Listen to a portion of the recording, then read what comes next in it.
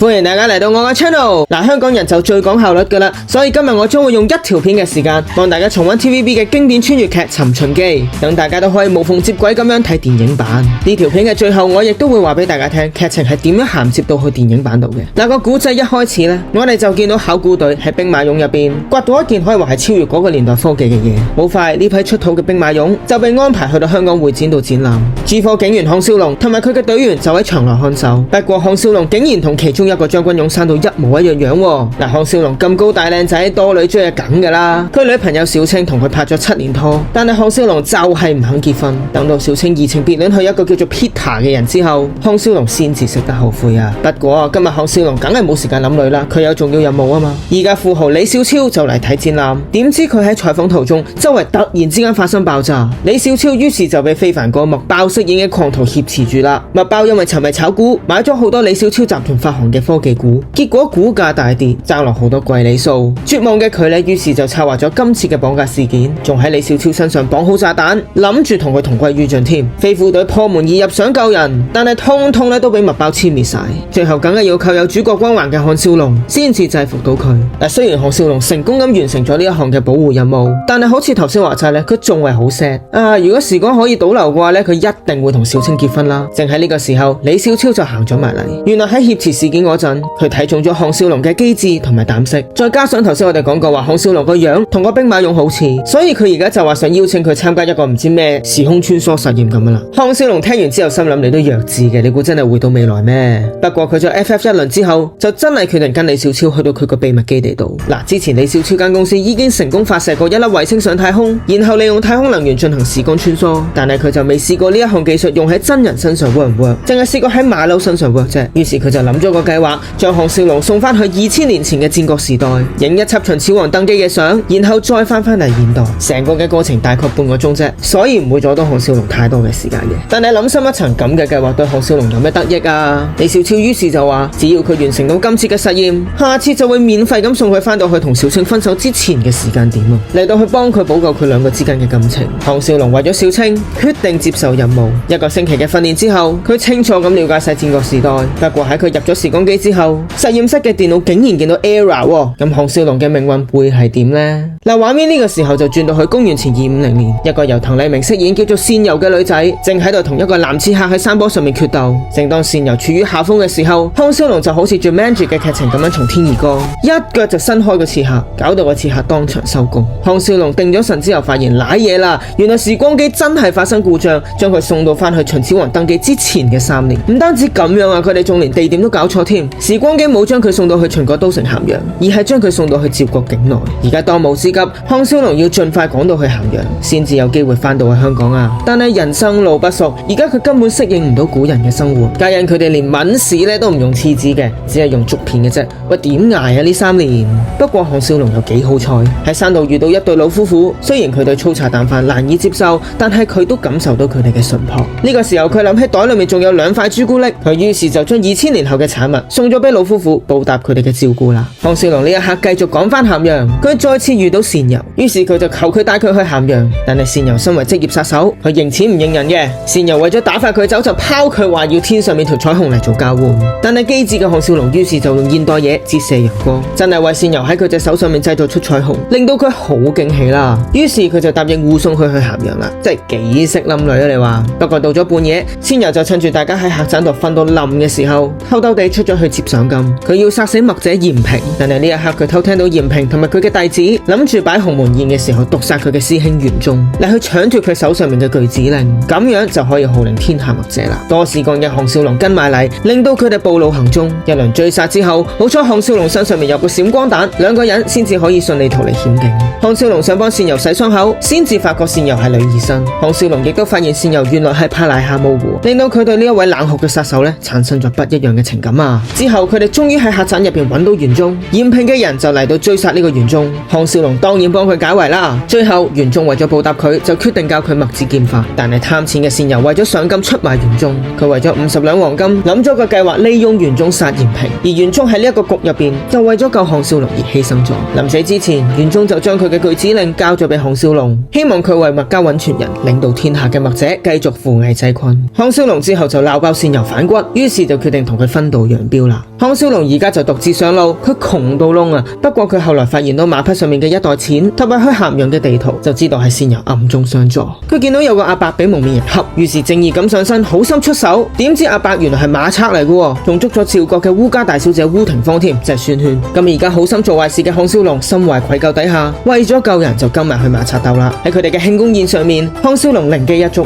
得知到馬賊搶咗價值連城嘅和氏璧。最終呢，烏廷芳同埋項少龍都成功趁機逃走。項少龍開頭就想繼續自己嘅旅程趕去咸陽啦，但係烏廷芳就堅持話要攞翻塊和氏璧先，因為佢哋受到呂不韋即係國風所託，要護送和氏璧去到趙國救嬴政同埋佢阿媽朱姬。嗱，你睇翻中國歷史呢，呂不韋嘅目的係要扶持嬴異人，即係秦莊襄王，成為呢個秦國嘅國君，再透過嬴異人嘅影響力呢，令到自己成為太上皇，掌握大權。嬴政就係秦莊襄王個仔，因為秦國同埋趙國嘅政治聯姻同結盟，嬴政細個嗰陣就被送到去趙國，以示秦國嘅誠意。所以呂不韋扶植咗嬴異人上位之後，就要將作為皇位繼承人嘅嬴政同埋佢嘅生母朱姬安全帶翻去秦國。咁啊，而家項少龍就心諗，同秦朝有關嘅嘢，咪就係關乎到自己嘅命運啦。所以項少龍就決定幫呂不韋嘅烏廷芳同佢一齊翻馬賊鬥啦。不過呢個時候又多咗另一方嘅勢力，趙國嘅巨鹿侯趙牧亦都想搶走和氏璧嚟挑撥秦趙開戰，因為佢真正嘅身份係楚國嗰邊嘅春申君嘅私生子。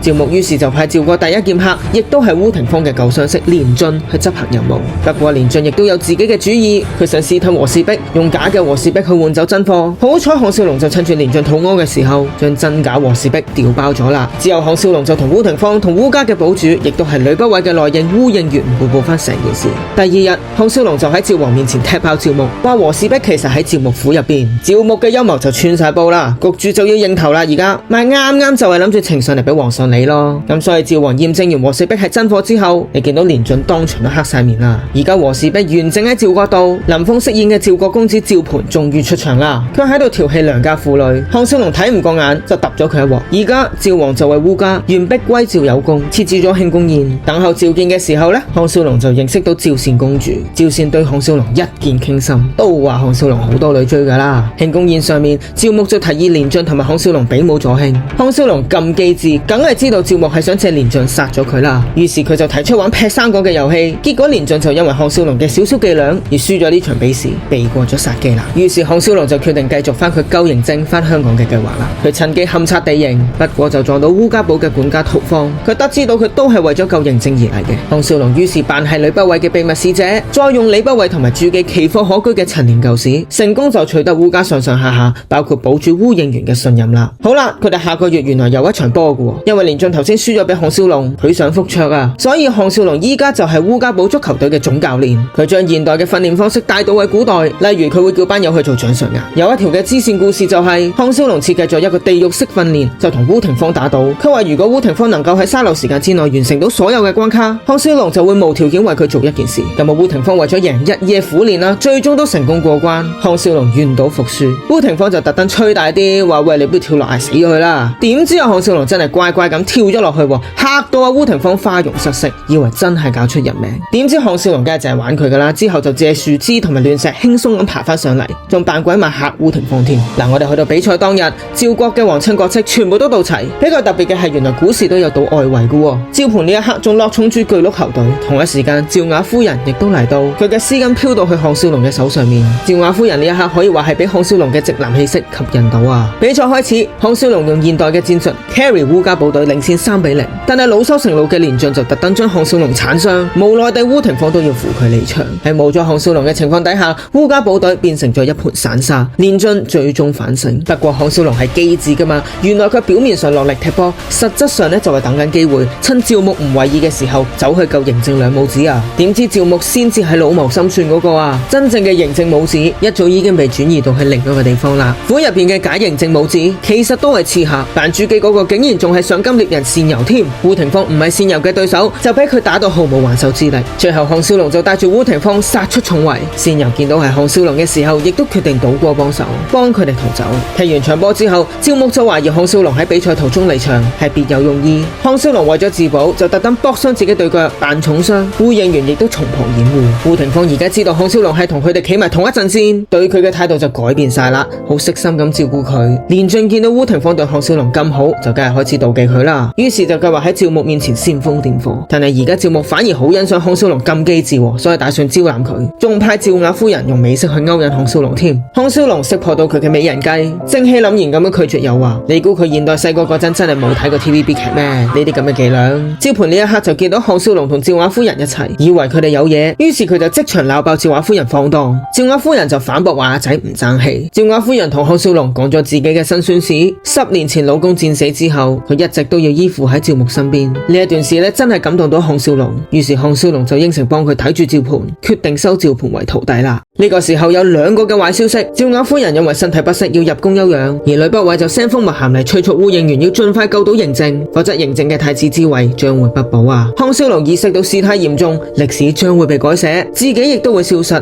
即刻緊張起嚟。呂不韋就送嚟咗一隻白玉戒指作為信物。項少龍揾唔到真正嘅朱姬，烏應元就提議喺趙雅夫人身上揾線索。烏廷芳知道項少龍去咗趙雅夫人府之後，就即刻呷晒醋啦。另一邊廂，我哋頭先講到話趙牧想招攬項少龍，但係而家項少龍當面拒絕佢，趙牧梗係懷恨在心，諗住設計陷害項少龍。首先，連晉打傷咗烏應元個仔，亦即係烏廷芳個阿哥烏廷威，再唆使佢毒死烏家啲戰馬，並且喺項少龍修理玉器嘅盒入邊放入通敵密函，最後就殺埋玉器店個老闆滅口。喺呢壇戰馬中毒事件之後，趙牧就帶兵屈項少龍，連晉亦都誤打誤撞咁樣揾到一張通敵密函，點知將密函打開之後，原來係春宮圖嚟嘅，玩死人咩？原來係先由暗中調包。趙牧又一次失敗，連續2鑊都試唔到項少龍添。我哋話好機智嘅項少龍就憑呢件事推斷到趙牧好似我哋頭先話齋同楚國有勾結啦。好，而家翻到去趙盤條線度，趙盤喺項少龍教育一輪之後，終於肯拜佢為師，於是佢就學咗幾招墨子劍法。趙盤好懶叻咁喺街頭用墨子劍法比武，俾袁中嘅師弟兼且係刺客組織嘅阿頭曹秋道見到。項少龍見到趙盤開始得意忘形，要提醒佢要由基本功練起。項少龍喺馬郡府再一次巧遇到趙善公主，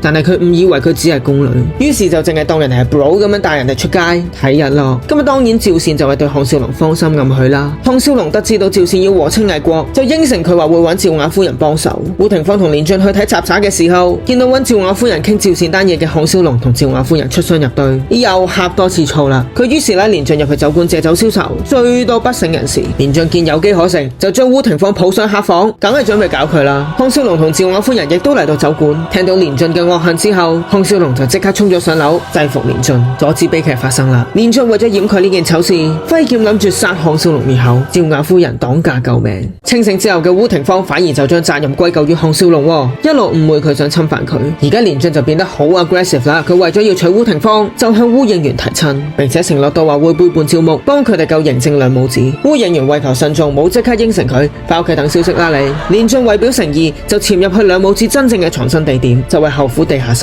向朱姬展示咗呂不韋嘅信物。烏應元確認咗之後，連晉就反而聲稱朱姬要求佢先帶一封親筆密函去確認身份，於是佢就問烏應元攞親筆密函，但係反骨嘅佢依家就想將密函轉交俾趙牧，諗住咁啊陰到佢一鑊啦，仲得鬼閒討好你咩？不過烏應元喺趙王面前就反而話密函上面嘅係鳥圖章，並非烏家圖章，真係想偷我雞冇咁易啊！之後項少龍就解釋到話，佢早就估到連晉係奸細，今次咧就將計就計，目的就係要揭穿連晉，同埋證實朱姬兩母子真係被收埋喺趙牧府入邊。另一邊上，趙善正喺度為被逼嫁俾荒淫嘅魏國太子而煩惱。烏廷芳意外地見到趙善自尋短見，為咗鼓勵趙善要好好咁生活落去，佢就決定成全趙善同埋項少龍啦。佢特登放風話趙王會將趙善求其許配俾一個殺豬佬，咁就逼到項少龍出嚟救走趙善啦。半夜嘅時候，烏廷芳同埋項少龍假借混馬糞之命，避開咗連晉嘅阻撓，成功將趙善救咗出嚟，安置喺一間農戶度。趙王發現公主失蹤，連晉就主動請纓揾翻公主，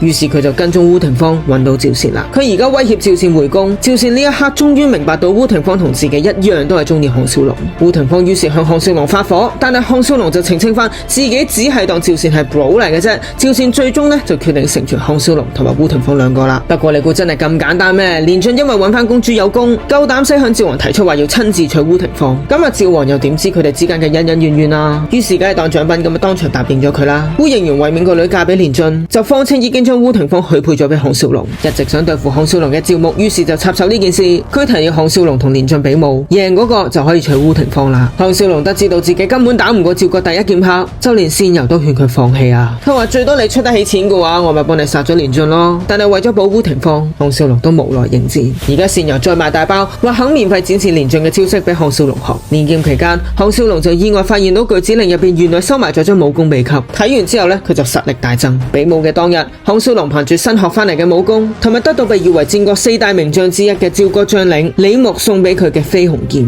擊敗咗連晉，仲挑斷咗佢右手嘅經脈添。趙牧當然條氣好唔順啦，但係最終大家都判項少龍贏，烏廷芳可以嫁俾項少龍。連晉而家淪為廢人，梗係俾趙牧拋棄啦。項少龍雖然贏咗比武，但係因為怕現代人同埋古代人結婚會改寫歷史，而拒婚烏廷芳。佢話自己已經有意中人，再叫仙游去假扮呢個所謂嘅意中人。烏廷芳開頭唔知道仙游係女兒身，仲以為項少龍係機智嘅添。烏廷芳而家傷心欲絕，萬念俱灰，騎馬狂奔到去懸崖邊。項少龍而家終於明白古代女仔對感情嘅重視啊！呢個時候，趙王就命令項少龍護送趙善公主遠嫁魏國，實質上係想派佢喺魏國嘅信陵君手上偷老公秘錄。烏廷芳而家離家出走散心，學仙游咁樣女扮男裝闖蕩江湖，就遇到淪為廢人嘅連晉。好心嘅烏廷芳用咗孫臏嘅典故激勵連晉要振作之後，連晉就決定拜喺嗰度識到嘅左手劍客嫪毐為師，學左手劍法。嫪毐設計咗3關考驗佢，先至肯收佢為徒。第一關就係跳崖，第二關就係喺糞池入邊沖泡泡浴1日1夜。連晉為咗烏廷芳都肯堅持落嚟。第3關就濕滯啲啦，嫪毐要連晉犧牲烏廷芳，但係連晉依家係真心愛烏廷芳嘅，當然拒絕做如此卑鄙嘅事啦。烏廷芳好感動，但係佢心入面始終只有又靚仔又機智嘅項少龍。知道呢件事之後，連晉心諗你真係玩嘢啫，所以佢最後都決定落毒迷暈烏廷芳，將佢獻俾嫪毐，自己就埋手學左手劍法啦。烏廷芳俾人搞咗成晚，又再一次萬念俱灰。不過今次佢真係跳落崖，連晉就將呢一切都怪落項少龍度。項少龍而家就係護送緊趙善公主去魏國，信陵君就派龍陽君嚟迎接佢哋。項少龍喺馬車度見到一個叫做秦青嘅女仔，個樣十足十就係佢現代國 X 小青。項少龍呢一刻可以話係心神一震啊！項少龍嘅真正任務就係要去偷老公秘錄，仲要阻止趙善和親，所以佢首先成功博取到信陵君嘅信任。另一邊廂呢，魏國嘅太子就想趁機侮辱趙善，最後又係要俾機智嘅項少龍霸氣制止咗啊！但係而家魏王突然提咗分歧，項少龍嘅時間好緊迫，龍陽君見項少龍咁機智啊嘛，就邀請佢參加才是論政大會。喺論政會上面，項少龍提出咗法治思想，當然論政會對於項少龍嚟講就好似頭先場波咁樣，只係一個煙幕啦。佢而家就趁機搶走老公秘錄，將佢收埋喺花園嘅水池度。趙雅夫人喺水池度攞翻秘錄之後，就同項少龍離開咗魏國。點知趙善公主俾魏國太子捉走咗，項少龍於是安排趙雅夫人帶秘錄走先，自己就潛入去皇宮救趙善。佢擊退咗太子，但係寡不敵眾，最終都被圍堵。好在項少龍係機智噶嘛，於是佢就挾持住太子，成功同趙善逃走。不過敵人梗係唔會放過佢哋兩個啦。趙善為咗保護項少龍，最終中箭。龍陽君趕到嚟，將佢哋安置喺自己府入邊。項少龍喺秦青嘅協助底下，幫阿趙善掹翻支箭出嚟救翻佢。呢段時間同埋呢段經歷，亦都令到項少龍同埋秦青互相好感。信陵君而家布下咗重兵，項少龍好難帶趙善走。而家咧就有一個好勁嘅角色登場，佢就係陳國邦飾演嘅李斯，佢將來係輔助秦始皇統一六國嘅重點人物。而家佢嚟探訪龍陽君，項少龍於是就趁機將中箭嘅趙善收埋喺李斯嘅運糧車入邊。但係呢招都唔機智得去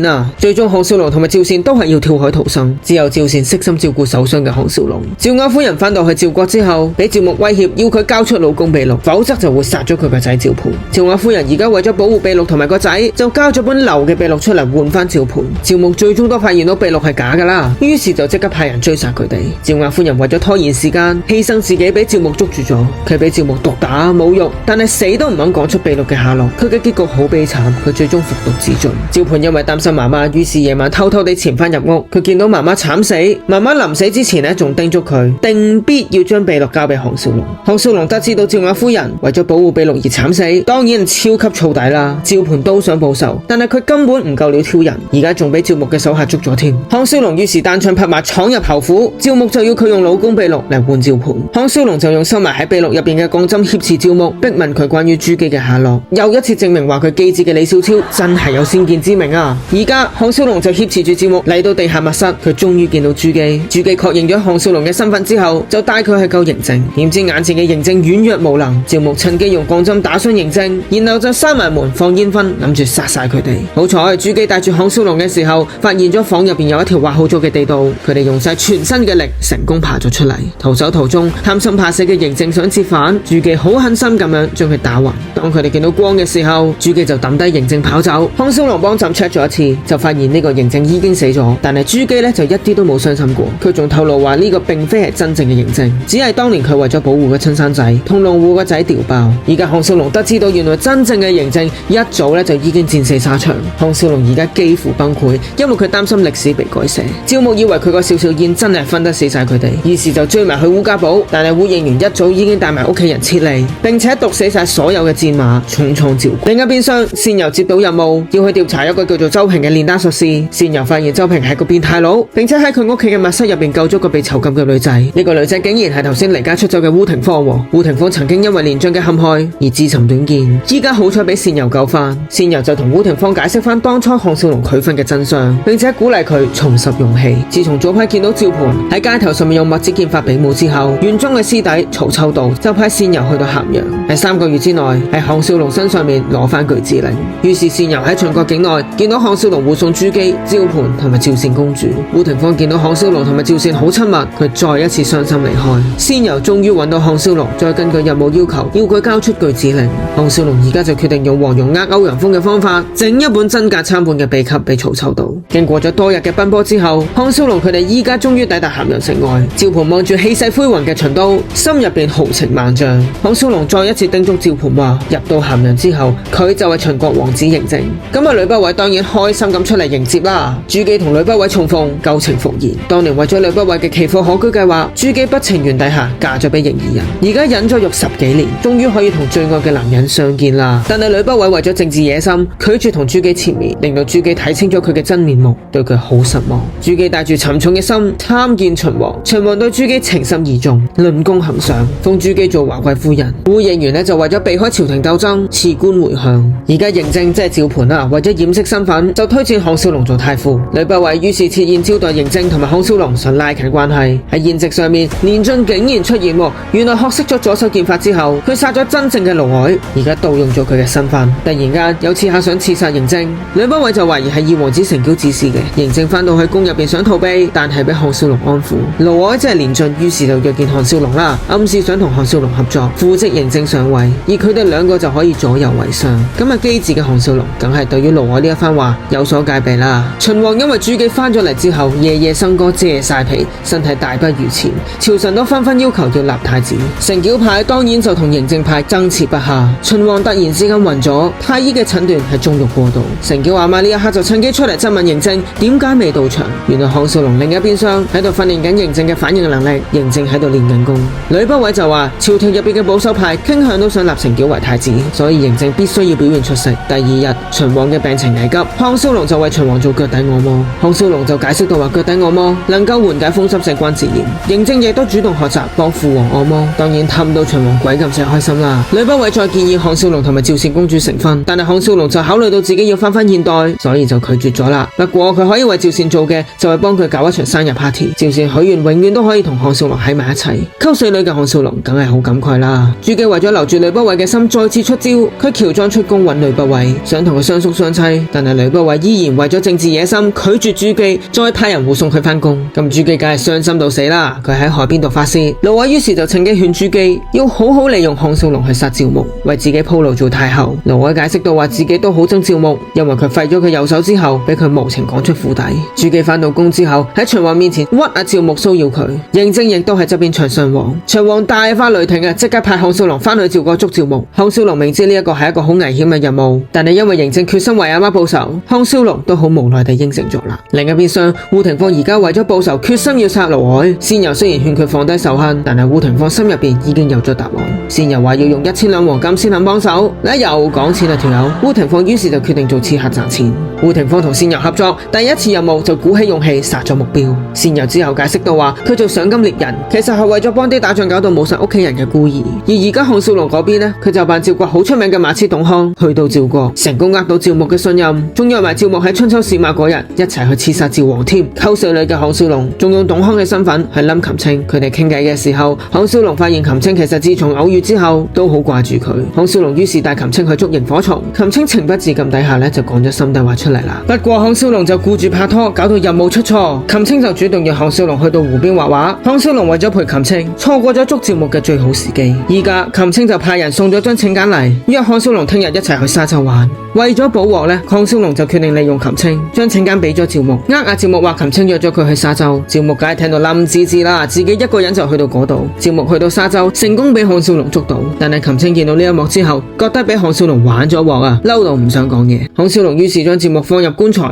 運翻秦國。項少龍想勸埋琴青跟埋佢翻秦國，但係琴青唔肯，仲話希望從來冇識過項少龍添，真係老貓燒數啊！項少龍自從嬴政入咗秦國之後，日日夜夜都操練，就係要等趙牧嚟。趙牧啱啱俾人帶翻咸陽，嬴政就即刻趕到嚟，拎住一把大劍，一劍刺穿趙牧個心口，為佢阿媽報仇。呢個時候大件事啦，公主出咗事。項少龍趕到嚟海邊，發現趙氏公主嘅屍體，隻手俾人綁住，條頸有瘀痕。項少龍知道公主死之前最後去過呂相府，於是項少龍就殺氣騰騰咁樣衝入去呂相府，質問阿呂不韋。咁當然佢唔係真正嘅兇手啦，真正嘅兇手係盧靄。佢因為俾趙善德知道佢諗住刺殺項少龍，而將佢殺咗。項少龍依家就為公主嘅死好傷心，於是辭咗內侍嘅職位。相反，盧靄而家唔滿足只係做內侍，於是佢趁朱姬沐浴嗰陣就引咗個癲佬入宮，乘機向秦王指出宮中保安有漏洞，就建議佢要加設一個內侍統領嘅職位。最終佢都成功得到咗呢個職位。經歷咗一段時間之後，秦王就決定考驗一下嬴政，而嬴政亦都對答如流，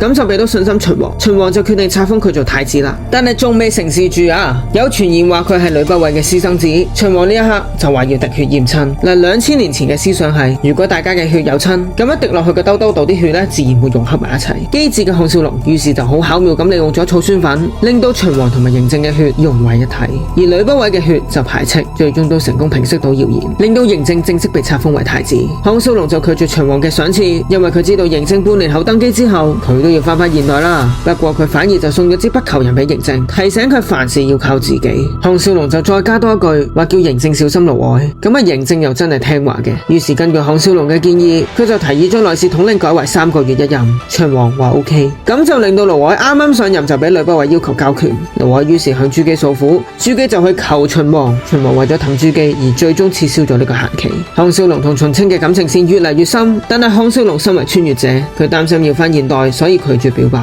項少龍於是同秦青坦白佢穿越者嘅身份，並且預言嬴政登基同埋秦朝嘅國運。根據歷史記載，嬴政會喺1年半之後登基，秦國統一6國，但係壽命只係得15年。秦青而家終於相信並且明白佢嘅苦衷啦。不過盧靄嗰邊又有大事發生啦，皆因盧靄嘅野心越嚟越大，佢決定趁秦王病咗嘅時候，挑撥秦王同埋呂不韋之間嘅不和，令到秦王懷疑朱姬同埋呂不韋有奸情。激動起嚟嘅呂不韋唔單止落毒秦王，仲大爆佢係嬴政嘅重父。秦王受到連番嘅打擊，氣絕身亡。秦王死咗之後，傳統上面大量嘅宮女同埋太監甚至乎係妃嬪都要陪葬嘅。項少龍為咗避免慘劇，就建議嬴政用泥土製作兵馬俑陪葬。佢再講到話規矩係死嘅，人係生嘅，用呢一個嘅說法去說服到嬴政。嬴政於是採納到佢嘅建議，世上從此就有咗兵馬俑啦。而家嘅項少龍心諗住要翻現代，但係又對秦國有啲唔捨得。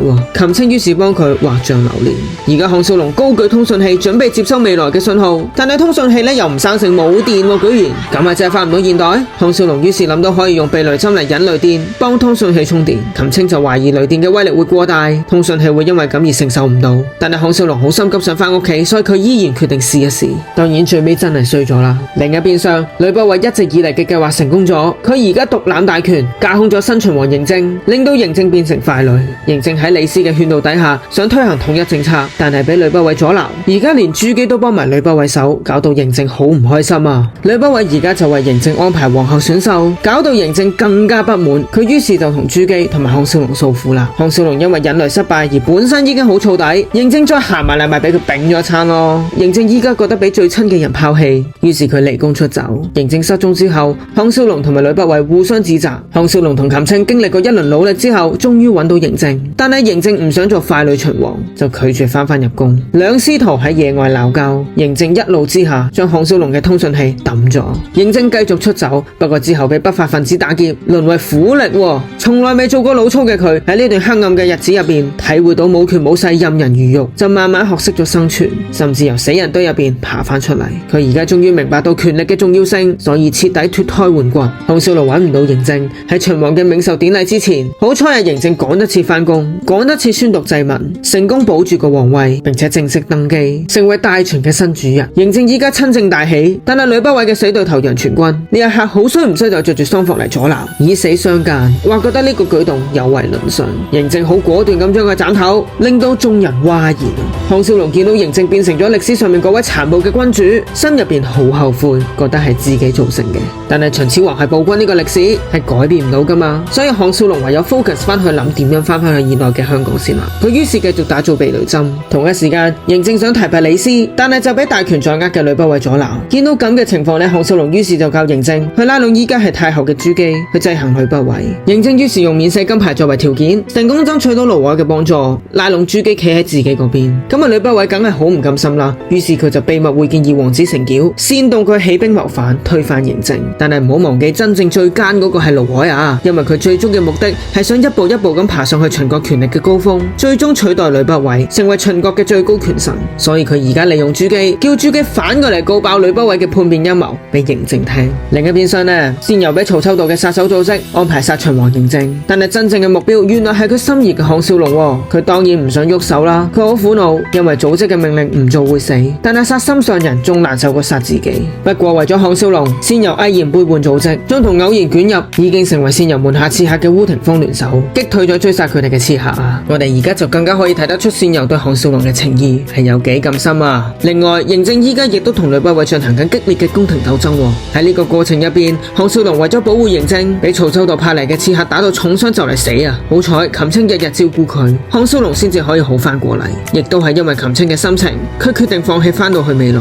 就算佢哋喺古代真係成功整到部時光機出嚟，佢最尾都選擇留喺古代。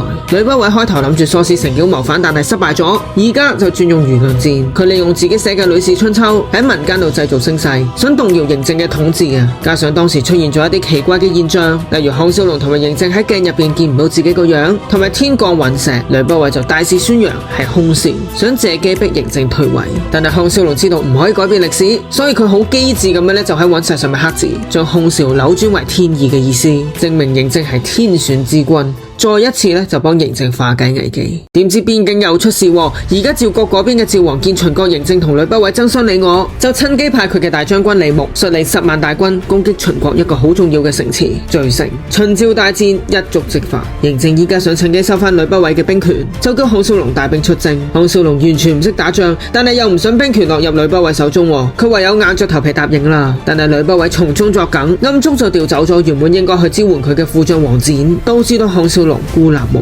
援。而家先由同埋烏廷芳都背叛咗殺手組織，所以佢哋唔可以留喺秦國度。殺手組織喺齊國嘅勢力係最弱嘅，於是先由同埋烏廷芳就搭咗齊國嘅歌舞團順風船，所以最尾去到齊國啦。項少龍浴血奮戰，殺出重圍，呢一場亦都成為咗成套劇嘅一個經典場面。但係佢最後又再重傷多一次，好彩俾龍陽君救咗。而龍陽君原本就係要去齊國為齊王祝壽，敵軍而家再一次鏟到嚟，項少龍中箭重傷。嬴政知道項少龍失蹤之後好擔心，因為佢相信佢哋嘅命運係相連嘅。呂不韋呢個時候趁機重奪兵權，好彩王翦及時帶兵收復咗遂城。項少龍一路喺海度漂流，最終俾單游同埋烏廷芳喺碼頭邊發現同埋救起咗佢。烏廷芳雖然一路扮唔識項少龍，但係心裏面依然好愛佢。你話項少龍幾有福氣啊？項少龍好感慨烏廷芳為佢受嘅委屈，但係烏廷芳亦都提醒佢，咸陽仲有擒青等緊佢。的確，擒青知道項少龍下落不明之後，擔心到暈咗啊！嗱，翻到去秦宮入邊，嬴政而家發現太后朱姬有咗盧瑋嘅骨肉，所以佢勁燥底。嬴政就假意俾機會盧瑋，派佢去護送呂不韋，實際上就係想借刀殺人。點知盧瑋反被呂不韋計算，被廢武功不特止，仲要俾人閹咗添。盧瑋本身想自殺，喂大佬，佢作為曾經嘅第一劍客，而家右手同埋左手都被廢咗武功，仲要冇咗條咩添？朱姬於是話俾佢聽佢有咗，就令到盧瑋打消輕生嘅念頭啦。盧瑋更加用呢一樣嘢嚟要挾嬴政，唔准佢傷害佢哋母子。歌舞團而家順利抵達齊國，項少龍就發現鼓入邊收埋咗條死屍，佢預感有危險。果然啊，喺表演期間，刺客就由大鼓入邊衝咗出嚟，想刺殺齊王。項少龍於是奮勇救走咗烏廷芳，但係烏廷芳身中劇毒。項少龍同單游追查線索，發現事件背後嘅主謀係同曹秋道勾結嘅田丹，而解藥就係喺曹秋道手上。為咗救烏廷芳，單游決定犧牲自己，提出用項少龍嘅秘笈同埋自己留低作為條件嚟去換取烏廷芳嘅解藥。項少龍呢一刻俾單游嘅情意感動到，佢應承佢話一定會帶秘笈去去換翻善友。烏廷芳終於解毒好翻，但係項少龍就為聽日點面對曹秋道同埋善友而煩惱。皆因曹秋道係一個好奸狡嘅人，項少龍知道佢如果真係交出秘笈，自己同埋善友都會有危險。雖然有龍陽君提議幫手啦，但係項少龍都係決定自己去，因為佢最擔心嘅係烏廷芳，萬一自己有事，都仲要需要人照顧佢啊嘛。龍陽君雖然去唔到，但係都借咗身上面把利劍俾項少龍傍身。第二日，項少龍就扮交出秘笈，而曹秋道亦都放咗善友。點知曹秋道根本冇打算放過佢哋，佢仲命令佢啲手下圍攻佢哋添。曹秋道重傷善友，項少龍就趁機製造混亂，最後喺曹秋道想再一次偷襲佢哋嘅時候，一塊木頭就跌咗落嚟，整傷咗曹秋道。項少龍就把握好機會殺咗佢啦。曹秋道死咗，官兵而家嚟捉人。項少龍同埋善友好彩有滑翔翼，成功飛走，避過咗追捕。另一邊廂，朱姬生咗個 B 出嚟，嬴政見到好嬲啊，竟然親手殺咗個 B。盧偉趁呢個機會奪權，佢偷偷地揾到一個同真嬴政個樣一模一樣嘅人，然後秘密咁樣對佢進行培訓，目的就係要用呢個假嬴政嚟冒充大王，再趁殿裏面冇人，用暗器挾持住真嬴政。喺呢個情況底下，真嬴政真係乖乖出宮，好彩喺關鍵嘅時刻跳崖逃生。後嚟朱姬先知道，原來盧偉為咗奪權，用一個假 B 調包，令到嬴政殺錯人，佢又點會俾自己個親生 B 死呢？項少龍依家決定翻秦國，一上岸就見到秦青同埋烏廷芳兩個女仔竟然相處得好好，令到項少龍好驚訝。原來真嘅嬴政俾漁夫救咗，同李斯秘密聯絡，正喺度等項少龍翻嚟。嬴政就話俾項少龍知，宮裏邊嘅係假嬴政，係盧偉想奪權。機智嘅項少龍就於是勸佢唔好急住現身，要等呂不韋同埋盧偉互相爭鬥，自己再漁人得利。假嬴政知道項少龍翻咗嚟秦國，就立即將秦青軟禁，想對付項少龍。於是項少龍就俾呂不韋捉咗入監獄。項少龍成功說服到呂不韋，話而家宮裏面嗰個嬴政係假嘅，而盧偉就係想利用嚟緊嘅冠禮奪兵權。佢又提醒呂不韋，如果俾盧偉得逞，佢同呂不韋兩個都唔會有好日子過。呂不韋聽完之後好震驚，決定要阻止盧偉，於是就放咗項少龍。項少龍出獄之後，又去揾盧偉，將呂不韋想喺冠禮當日刺殺假嬴政嘅計劃話咗俾佢知。佢諗住用呢一個情報嚟交換翻秦青。原來呢一個咁複雜嘅計謀背後真正嘅策劃者其實係真嬴政啊！烏廷芳知道盧偉係害佢嘅仇人，於是決定要報仇。喺盧偉去出席假嬴政嘅冠禮嘅路上面，善友同埋烏廷芳一齊嚟襲擊佢，但係盧偉亦都整傷咗烏廷芳。項少龍梗係即刻趕到嚟現場啦，但係真嬴政就想項少龍首先送佢去冠禮嗰邊，去阻止呂不韋奪權。項少龍雖然心灰意冷，但係又唔可以唔理受傷嘅烏廷芳，於是就叫佢啲兄弟去護送真嬴政，自己去追盧偉。盧偉逃跑嘅途中，烏廷芳因傷暈低，盧偉又再次挾持住佢威脅項少龍。烏廷芳唔想再成為大家嘅負擔，想自殺啊！咁烏廷芳曾經係盧偉心愛嘅人，睇住佢為咗唔想拖累人，寧願自盡，咁樣嘅畫面亦都觸動到盧偉心入邊殘餘嘅情感同埋良知，所以佢突然良心發現，放走咗烏廷芳。項少龍追到去海邊，用英文 I love you 向烏廷芳表白。烏廷芳雖然聽唔明英文，但係感受到項少龍嘅真心，俾佢感動到，最終都同項少龍喺埋一齊啦。所以而家項少龍有兩位太太，就係烏廷芳同埋秦青啦。善友雖然都有暗戀過項少龍，但係性格剛烈嘅佢，最終都告別咗項少龍。項少龍最後亦都選佢為墨子傳人。呂不韋以為假嬴政已經死咗，就想宣布自己做王啊！點知真嬴政又突然出現，打亂咗佢成個 plan。呂不韋想調動軍隊捉真嬴政，但係大將王翦明辨是非，決定效忠真嬴政。呂不韋最終都失敗，嬴政就喺賜佢毒酒之前，講出咗自己係趙盤嘅真實身份，令到呂不韋死唔眼閉。咁嬴政登咗基之後，就開始大肆清算，佢將盧偉個 B 掛起嚟引盧偉出現。項少龍為個 B 求情，但係嬴政不為所動，狠心將個 B 殺死。盧偉見到心愛嘅 B 被殺，傷心欲絕，最後都死喺嬴政手上。朱姬見到個 B 同愛人相繼咁死，最後自殺。呢一刻，項少龍睇住嬴政嘅狠毒，對呢一個自己一手教導出嚟嘅徒弟徹底心死啊！佢意識到，知道太多嬴政秘密嘅自己同埋屋企人，絕對會成為嬴政嘅眼中釘。所以項少龍而家就決定向嬴政請辭，想帶埋秦青同埋烏廷芳兩個老婆遠離朝廷嘅紛爭，去過隱居嘅生活。嬴政當然唔想放佢走啦，因為項少龍實在知道佢太多嘅秘密啦。佢首先就想挽留項少龍，甚至提出同佢平分天下。但係項少龍心知肚明嬴政嘅為人同埋對權力嘅執着，知道呢啲全部都係虛情假意，所以佢最後都堅決拒絕咗。項少龍就帶住屋企人準備離開咸陽，點知喺城門口就俾大將王翦帶兵攔住。但係王翦念及昔日項少龍嘅恩情同埋提點，最後選擇自殘嚟放佢哋一家人走。佢哋一路逃走到去烏家堡，但係嬴政嘅大軍好快就圍埋嚟。項少龍早有準備，喺衣冠係咪挖咗一條秘密通道，想屋企人安全逃走先，佢自己殿後。我哋去到最危急嘅關頭，嬴政衝入去密室，見到自己生母嘅畫像同埋項少龍喺現代用過嘅通訊器，佢突然之間就領領悟到自己同項少龍嘅命運係互相牽連嘅，所以如果殺咗項少龍，自己嘅命運都可能唔會長久。最終嬴政選擇放咗項少龍一家，但係為咗確保歷史唔會有項少龍嘅痕跡，李斯就獻計，日後統一六國之後焚書坑儒，將所有記載項少龍嘅文字全部燒毀，務求令到世人忘記佢嘅存在。結局嘅最後，項少龍就帶住秦青同埋烏廷芳隱居，過住平靜嘅生活。秦青有咗，而烏廷芳同埋項少龍嘅仔仔就想改個霸氣啲嘅名，最終佢哋就決定叫佢做項羽。呢一個驚人嘅伏筆就暗示咗，原來項少龍就係西楚霸王項羽嘅祖先啊！佢雖然冇直接改變歷史，但係都無形中影響到歷史嘅進程，成為咗歷史嘅一部分。但係項少龍而家得到嘅呢一份寧靜，喺20年之後，反而被一場突如其來嘅危機打破咗啊！秦王嬴政喺統一六國、權傾天下嘅時候，竟然俾嚟自現代嘅一班人襲擊。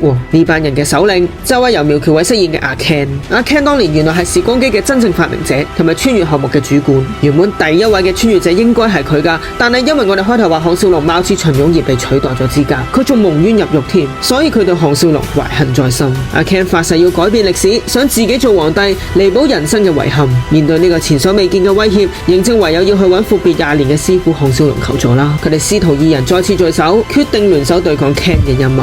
項少龍就咁重新捲入咗秦朝嘅紛爭，佢要運用自己嘅現代知識同埋古代智慧去化解呢場危機，同時亦都要保護屋企人嘅安危，揾到佢真正嘅歸宿啊！咁講到後續嘅故事呢，就留待大家睇電影版先至揭盅啦。你哋又覺得《尋秦記》點呢？歡迎留言話我知。2026年1月1號亦都係我哋 channel 嘅1周年，多謝大家今年對我嘅支持啊！嚟緊《阿凡達3》就嚟上映，歡迎大家睇埋有關我呢套戲嘅片，咁入場嘅時候就唔會 miss 咗任何嘅細節啦。就係咁，我哋下次再見啦，拜拜。